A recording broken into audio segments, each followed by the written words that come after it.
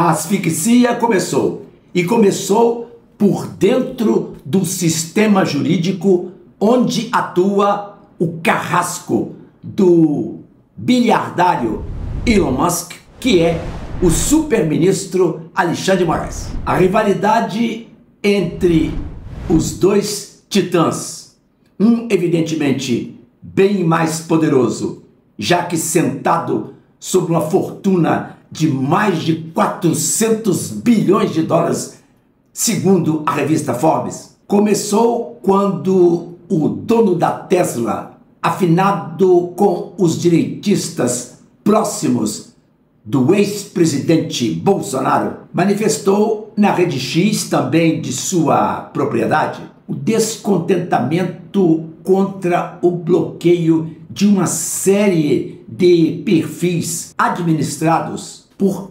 acusados de atacar as urnas eletrônicas do TSE, o que, no seu entender, atingiu de morte o mandamento da liberdade de expressão, prestigiado pela Constituição americana com uma seriedade muito mais consistente que a do direito brasileiro, pois a amplitude com que ele é tratado lá não tem nada similar em todo o mundo. Nem pensar, por exemplo, que se admita no espaço americano que o judiciário possa assumir uma atitude de Big Brother controlando a sociedade. A inclusão do empregado americano no inquérito das milícias digitais fez estender o cabo de guerra com escaramuças de ambas as partes,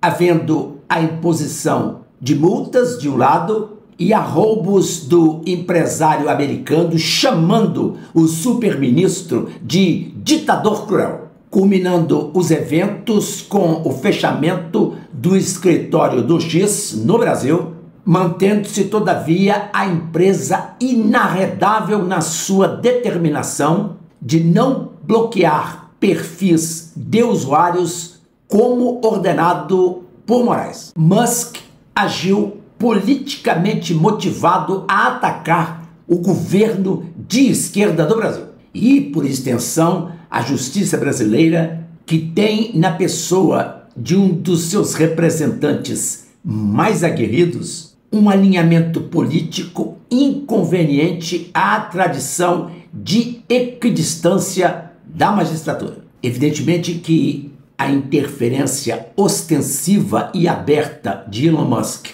sobre Donald Trump levou a que, uma vez embasado no poder formal do executivo americano, busque reparar de alguma forma os prejuízos sofridos pelos seus negócios decorrentes da atuação de Moraes no Brasil.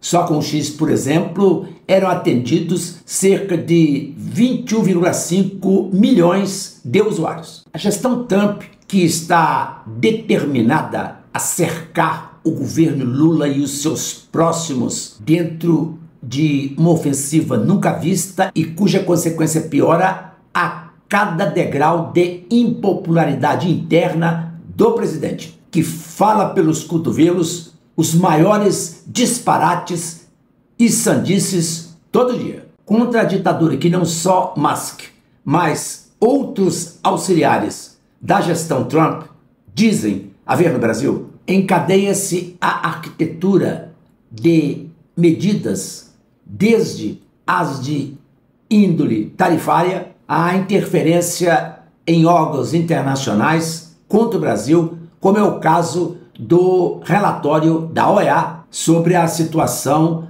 da liberdade de pensamento, que certamente será produzido de acordo com a conveniência do governo Trump. Pelo menos é isso que se especula por aí. O processo de Moraes na Justiça dos Estados Unidos é uma das trincheiras da direita radical que assumiu o comando daquele país. No fundo, a administração Trump tem a intenção de ajudar, no que puder, a reabilitação interna do ex-presidente Bolsonaro, indiciado criminalmente sob a acusação de atentar contra a democracia e planejar um golpe de Estado. Tal processo é movido pela Trump Media, que administra a rede social de Donald Trump, a Truth Social, em associação com a Rumble, que é uma plataforma de compartilhamento de vídeos semelhantes ao YouTube e que abriga conteúdo de influenciadores retirados de outras mídias digitais. O caso foi protocolado em um tribunal de justiça federal de Tampa, Flórida, sendo Moraes acusado, como pessoa física, de suposta violação à soberania americana, por ter determinado a suspensão pelo Rumble de contas de um comentarista brasileiro residente nos Estados Unidos, onde seus vídeos são produzidos. As duas autoras da ação pedem a emissão de uma medida declarando que a gag order, ou seja, a regra de silenciar determinada pessoa e, portanto, censurá-la, não seja aplicada no território americano. Pede ainda que essa autoridade titular da regra de silenciar, a gag order, no caso, o superministro Alexandre de Moraes, seja proibido de obrigar terceiros, como o Google, a removerem seus endereços nas lojas de aplicativos nos Estados Unidos. Uma análise desapaixonada do imbróglio estabelecido no Foro Americano, pondo à parte paixões políticas como é o objetivo deste canal, tem de se iniciar com a marca de que existe na espécie duas ordens jurídicas distintas que adotam para o mesmo assunto posturas diferentes. A diferença começa na maneira como a liberdade de expressão é tratada na América a partir da primeira emenda da Constituição. Lá, a liberdade sofre pouquíssimas modulações. Por exemplo, inexiste em solo americano a proibição do uso dos símbolos nazistas. Ou seja, até o mais odioso e extravagante discurso sobre o tema é admitido e deve ser respeitado. Já no Brasil, também por garantia constitucional, tolera-se a liberdade crítica. Todavia, no momento em que uma fala traveste-se de discurso de ódio, há um estreitamento no exercício dessa liberdade. Outro exemplo da peculiaridade brasileira é que não se aceitam observações críticas contra o processo eleitoral, sob pena de reprimenda judicial. Voltando à ação, ela está carregada de motivação política. E isso a partir da presença de empresa de propriedade do presidente dos Estados Unidos, preliando contra um magistrado brasileiro impetuoso nas suas decisões e que é identificado com o espectro político dominante no país. Misturam-se na ação os interesses públicos e particulares dos autores, usando um deles claramente da representatividade do presidente da República, que é seu principal acionista. E mais, a iniciativa de entrar com a ação no mesmo dia em que Bolsonaro foi indiciado pelo Ministério Público Federal revela um timing afiado relativo a um sentido performático, visando a marcar no horizonte que, de agora em diante, o parafuso apertou e a roda dentada vai descer ladeira abaixo com tudo. Olhando tópicos específicos da ação, as autoras alegam que a soberania americana foi ferida por conta de decisões judiciais do Brasil. Mas o ato do superministro sobre o bloqueio dos conteúdos do tal influenciador Alan dos Santos, inimigo figadal de Moraes, se refere ao território brasileiro sob pena da plataforma Rumble não atuar mais aqui.